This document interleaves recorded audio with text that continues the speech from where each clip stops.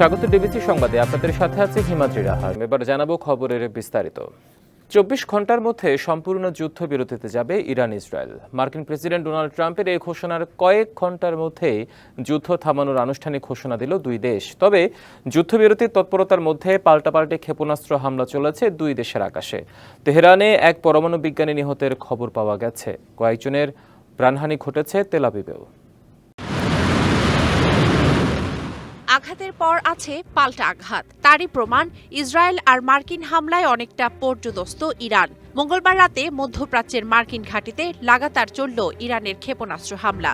আর তাতেই ঘোর বিপদ দেখলেন মার্কিন প্রেসিডেন্ট ডোনাল্ড ট্রাম্প। তড়িঘড়ি বৈঠকে বসেন সিচুয়েশন রুমে।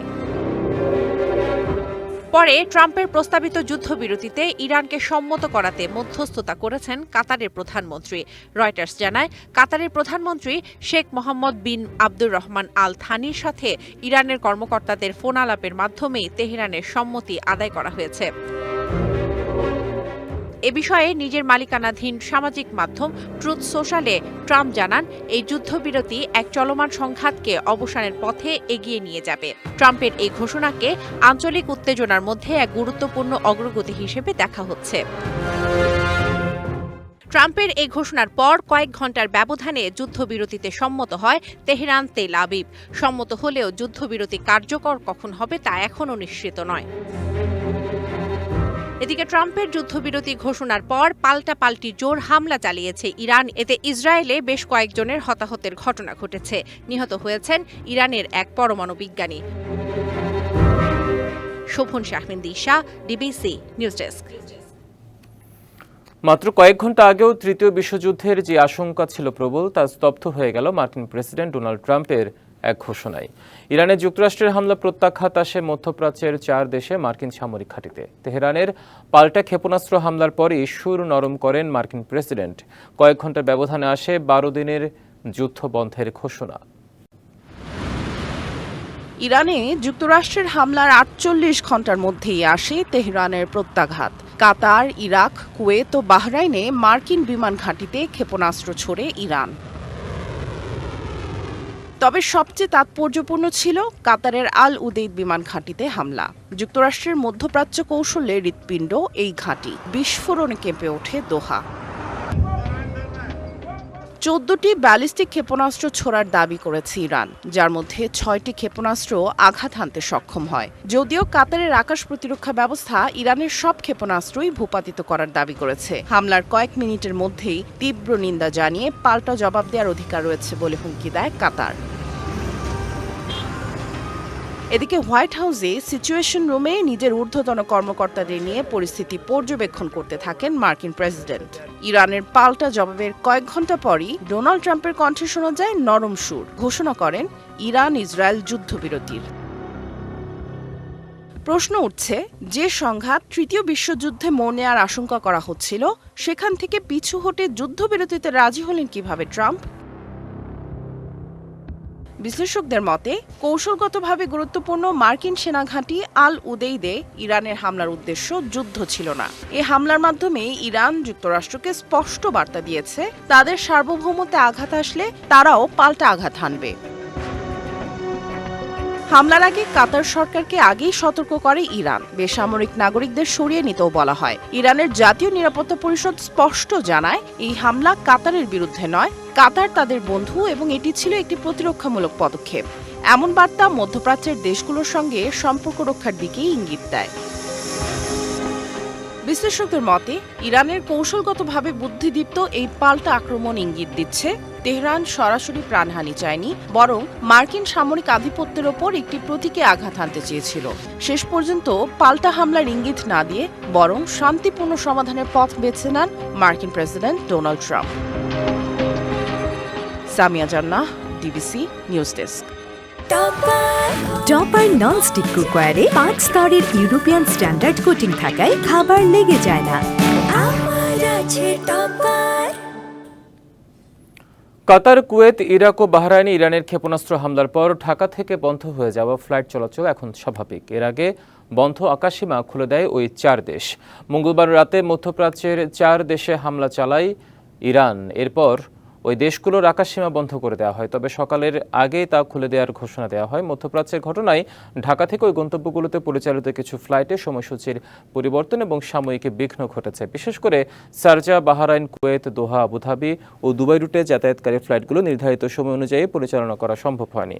ঢাকা থেকে মধ্যপ্রাচ্যের অন্যান্য গন্তব্যে পরিচালিত ফ্লাইটসমূহ যথারীতি নির্ধারিত সময় অনুযায়ী পরিচালিত হচ্ছে।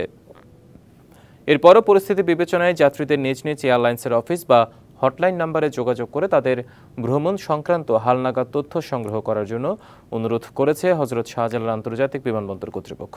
ফ্লাইট এলোমেলো হওয়ায় ঘন্টার পর ঘন্টা বিমানবন্দরেই সময় পার করেছেন অনেক যাত্রী।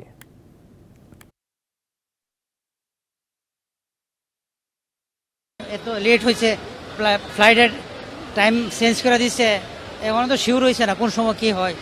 সিট হইলে তো টাইম চেঞ্জ করে দিচ্ছে, এজন্য তো প্যাসেঞ্জার বের বেশি। বিভিন্ন রাষ্ট্রে আপনার হামলা হইতেছে, এখন বর্তমানে পরিস্থিতি খারাপ, এখন ফ্লাইটগুলো বন্ধ হয়ে গেছে, কিন্তু আপাতত সৌদিটা মনে বন্ধ হয় নাই।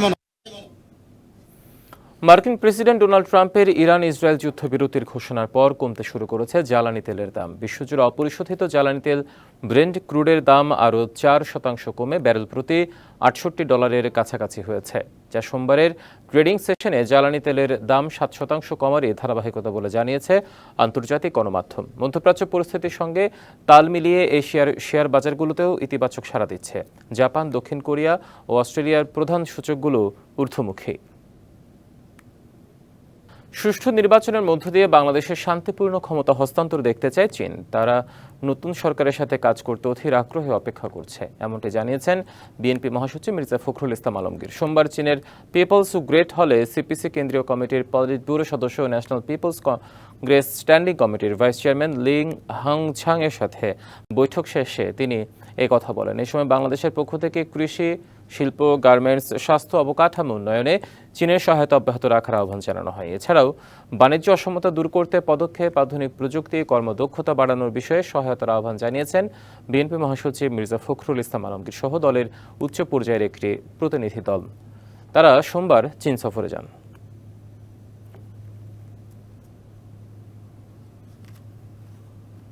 আন্তর্জাতিক মুদ্রা তহবিল আইএমএফ-এর $470 কোটি ঋণ কর্মসূচির 2 কিস্তি মিলিয়ে $133 কোটি 70 লাখ একসঙ্গে পাচ্ছে বাংলাদেশ। বাংলাদেশ সময় সোমবার মধ্যরাতে আইএমএফ-এর নির্বাহী বোর্ড ঋণের 4র্থ ও 5ম কিস্তি মিলিয়ে এই অর্থ অনুমোদন করেছে বলে সংস্থার এক সংবাদ বিজ্ঞপ্তিতে জানানো হয়েছে।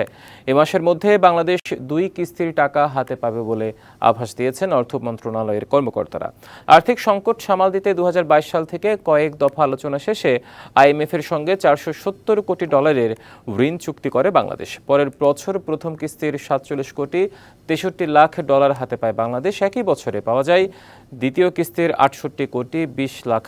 আর 2024 সালে তৃতীয় কিস্তিতে $115 কোটি ছাড় করে আইএমএফ। ওই 3 কিস্তিতে $231 কোটি বাংলাদেশের হাতে আসে। অর্থ বছরের শেষ একনেক সভায় অনুমোদন দেওয়া হয়েছে 15টি প্রকল্পের, যার ব্যয় ধরা হয়েছে $6,868 কোটি টাকা। মঙ্গলবার সকালে রাজধানীর শেরেবাংলা নগরে এনএসি মিলনায়তনের প্রধান উপদেষ্টা ডক্টর মোহাম্মদ ইউনূসের সভাপতিত্বে একনেক সভায় অনুমোদন দেওয়া হয়। পরিকল্পনা কমিশন জানায়, রোহিঙ্গাদের জীবনমান উন্নয়ন প্রকল্পের 18টি খাতে ব্যয় কমানো হয়েছে। তবে ভাসানচর রোহিঙ্গা ক্যাম্পে মানব বর্জ্য ব্যবস্থাপনা, উখিয়ায় পানি সংরক্ষণাগার উন্নয়ন ও টেকনাফ পৌরসভায় নিরাপদ পানির পাইপলাইন তৈরি হবে। এছাড়াও বাংলাদেশে আশ্রয় নেওয়া রোহিঙ্গাদের ভরণ পোষণে প্রায় 650 কোটি টাকা ব্যয়ে নতুন প্রকল্প আসছে। এর সুবাদে তাদের পানি সংকট ও অবকাঠামো সমস্যার সমাধান হবে। এর বাইরে 235 কোটি টাকা ঋণ দেবে এশিয়া উন্নয়ন ব্যাংক এডিবি। 2028 সালের মধ্যে এটি বাস্তবায়ন করবে জনস্বাস্থ্য প্রকৌশল অধিদপ্তর। মাঠ পর্যায়ে কর্মরত স্বাস্থ্য সহকারীদের নিয়োগ বিধি সংশোধনপূর্বক স্নাতক ও সমমান সংযুক্ত করে 14তম গ্রেড প্রদান সহ 6 দফা দাবিতে সারা দেশে অবস্থান কর্মসূচি পালন করেছে স্বাস্থ্য সহকারীরা। কিশোরগঞ্জে ভৈরবে সকাল 8টা থেকে 10টা পর্যন্ত উপজেলা স্বাস্থ্য কমপ্লেক্সের সামনে এই কর্মসূচি পালন করে ভৈরব উপজেলা হেলথ অ্যাসিস্ট্যান্ট অ্যাসোসিয়েশন। বক্তারা জানান, দ্রুত দাবি বাস্তবায়ন না হলে আরও কঠোর আন্দোলনের ডাক দেবেন। এদিকে গোপালগঞ্জে সকাল 8টার দিকে সদর উপজেলা স্বাস্থ্য ও পরিবার পরিকল্পনা কর্মকর্তার কার্যালয়ের সামনে অবস্থান নেন স্বাস্থ্য সহকারীরা। 2 ঘন্টা অবস্থান কর্মসূচি পালন করেন তারা। এছাড়া নওগাঁয় সদর উপজেলা স্বাস্থ্য কমপ্লেক্স চত্বরে 6 দফা দাবিতে 2 ঘন্টা ব্যাপী অবস্থান কর্মসূচি পালন করেন স্বাস্থ্য সহকারীরা। ডিবিসি সংবাদ এই ছিল এখনকার মতো। ডিবিসি নিউজের সংবাদগুলো পড়তে ভিজিট করুন dbcnews.tv আর ভিজিট করুন ডিবিসির ফেসবুক পেজ এবং ইউটিউব চ্যানেল। ডিবিসির সঙ্গে থাকুন।